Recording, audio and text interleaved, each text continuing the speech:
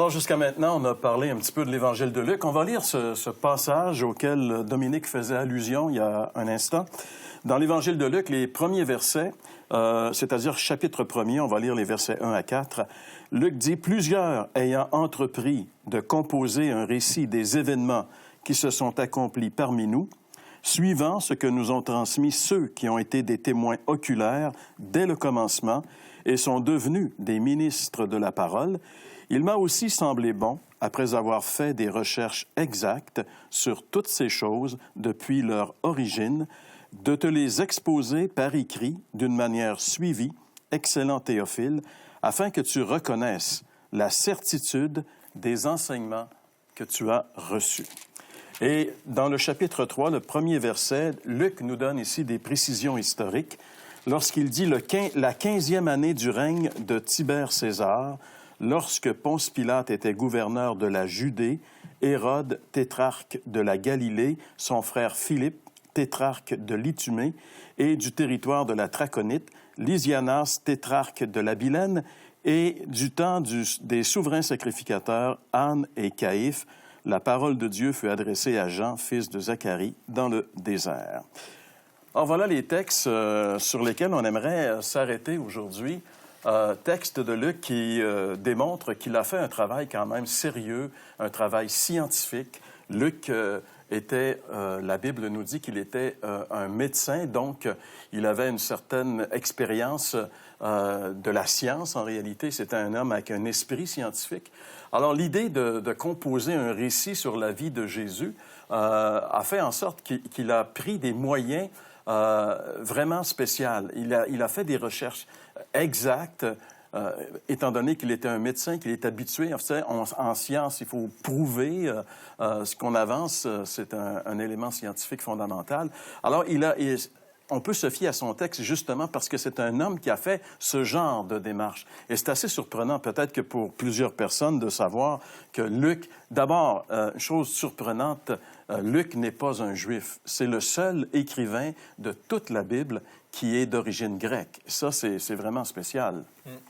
Parce que normalement, selon l'apôtre Paul, jusqu'à ce que le Christ vienne et qu'il accomplisse une œuvre unique qui est donc dans sa mort et sa résurrection, il y avait des prophéties qui annonçaient que les nations seraient introduites dans cet héritage, que le salut irait par toutes les nations et que le Seigneur choisisse justement quelqu'un d'origine païenne, converti et qui va être un écrivain des Écritures par l'onction du Saint-Esprit, c'est vraiment quelque chose d'incroyable.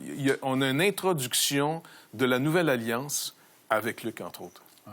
Puis moi, je trouve intéressant que Luc soit et médecin, comme on l'a dit, et historien, puis qui est très précis, il y a une rigueur intellectuelle, on peut le dire comme ça. Mais on sait que Jésus a utilisé aussi des hommes simples, des pêcheurs, et qui a transformé, bouleversé le monde d'alors avec une gang de non-instruits. Mais il a utilisé aussi des hommes avec des capacités, avec un arrière-plan solide pour faire des écrits de ce genre-là, pour justement donner la crédibilité à ceux à qui il écrivait. Alors, c'est quand même... La question... La fameuse question, c'est des hommes qui ont écrit ça. Ça, je ne sais pas combien de fois j'ai entendu ça quand je parle de la Bible, quand je parle de Christ. Et puis, les gens, ils pensent que c'est pas fiable. Mais c'est parce qu'ils connaissent pas comment d'abord ça a été fait. Ils connaissent pas, ils comprennent pas comment ça a été transmis. Et à cause de ça, on pense que la Bible, beaucoup pensent maintenant remettre en question la crédibilité de la Bible. Chez les Juifs... le témoignage était très important. On ne pouvait pas condamner une personne s'il n'y avait pas au moins 2 témoins pour accuser la personne. Donc, le témoignage était quelque chose d'important. Et comme on l'a lu dans les premiers versets de l'Évangile de Luc, Luc y est allé interroger des personnes qui ont été des témoins oculaires. Et ça, c'était primordial. C'est pour ça qu'on a nous, on peut faire confiance au Nouveau Testament pour plusieurs raisons, mais une des raisons, c'est que les gens qui ont écrit, ils n'ont pas dit n'importe quoi. On sait que quand le temps est venu de remplacer Judas, par exemple, parmi les 12 apôtres. Un des critères importants pour remplacer un apôtre, c'était qu'il avait été témoin oculaire du ministère de Jésus depuis son baptême jusqu'à son ascension, justement. Donc, ça prenait des gens qui avaient vu de leurs yeux. Et on sait que Jean, à la fin de son évangile, dit qu'il écrit ces choses. Il était là, présent à la crucifixion. Ce qu'il décrit, il dit qu'il l'a vu de ses propres yeux. Donc, ce sont des documents sur lesquels on peut vraiment se fier.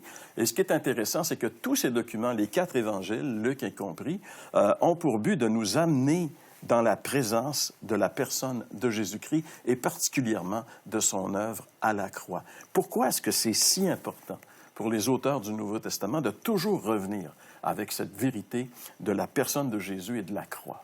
Parce que trop souvent, les gens ont une idée que pour être sauvé, il faut que je réussisse ma vie. Comme si tout le monde... on a toute l'impression qu'on s'en va vers un jugement, même dans nos vies de tous les jours. Tu es reçu ou rejeté, aimé ou pas aimé. Donc, il y a une forme de jugement régulière. C'est comme ça fait partie de nos vies. Et il y en a une finale, qui est celle de Dieu. C'est le grand jugement. Le problème, c'est que, est-ce que le programme tombe sur mes épaules? S'il tombe sur mes épaules, par exemple, si je fais juste observer les fameux 10 commandements que Dieu donne à Moïse pour rendre le péché condamnable, pour rendre le péché identifiable par la transgression d'un commandement.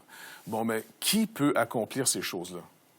Puis, vous vous rappelez, un jour, il y avait un jeune homme riche qui était venu voir Jésus, puis le jeune homme avait l'air à s'y appliquer d'une manière incroyable, mais il y avait un témoignage en lui, je ne l'ai pas atteint. Qu'est-ce qui me manque pour avoir la vie? Et Jésus le renvoie encore à la loi, mais le but de la loi, c'est de nous amener à Christ. Oui. Mais pas Christ avec un nouveau programme. Christ qui va prendre cette fameuse condamnation qui nous pèse sur les épaules. Et donc, la mort et la résurrection de Christ sont fondamentales. Parce que même si Jésus a fait des miracles, même s'il a enseigné pendant 3 ans et demi, les 12 ont échoué leur collège biblique à la fin. Mais c'était pour leur montrer que c'est pas juste de l'instruction qu'il nous faut ou des miracles. Il faut que lui fasse une œuvre, de prendre à son compte nos péchés, nos fautes, pour en mourir. Donc, il meurt de nos péchés et nous pouvons aujourd'hui espérer vivre. Par sa résurrection manifeste que la dette est payée. Et même la résurrection de Jésus, pour pas qu'elle soit un mythe, l'apôtre Paul, quand il écrit aux Corinthiens des Grecs, il leur dit, il a apparu à plus de 500 frères qui sont en passant, dont la plupart sont encore vivants. Donc, allez vous renseigner. Il est en train de parler d'un fait historique. La résurrection de Jésus-Christ est un fait historique. Et s'il n'y a pas de résurrection, Paul le rappelle, alors écoutez les gars, il n'y a pas d'espoir. On est toujours dans nos péchés, puis c'est fini. Mais Christ est vraiment ressuscité. Donc, le témoignage que Luc apporte, c'est vraiment quelque chose de fondamental. Oui, j'allais dire que les philosophies, les meilleures philosophies, il y a un auteur. Et si on apprenait, par exemple, qu'un certain philosophe qui a marqué le monde au niveau de sa pensée, de ses écrits, qu'il n'a pas existé, finalement, c'est quelqu'un d'autre qui a écrit ça. Mais ça ne change rien si c'est vrai, si c'est bon, en dehors du fait que le gars en question n'ait pas existé ou pas. Le christianisme, c'est... Bon, il y a quelque chose de philosophique là-dedans, mais à la base, c'est des choses historiques. La venue de Jésus sur la terre, sa mort, sa résurrection, c'est des faits historiques. Enlever, mettons, si on était capable de prouver, je ne sais pas, que ça n'a jamais arrivé, ça. Bien, moi, je rentre chez nous, puis je veux dire, c'est terminé, mon affaire. Le christianisme tombe parce qu'il est basé sur des faits historiques. Ça, c'est vraiment majeur comme principe, là. C'est fondamental. Ouais. Et Luc dit, on a lu dans les premiers versets, que les témoins oculaires sont devenus des ministres de la parole. Hein?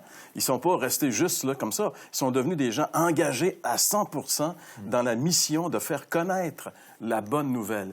Ça veut dire que on peut savoir ces choses-là, c'est des notions, comme tu le dis, historiques qui sont arrivées dans l'espace, dans le temps à un moment donné.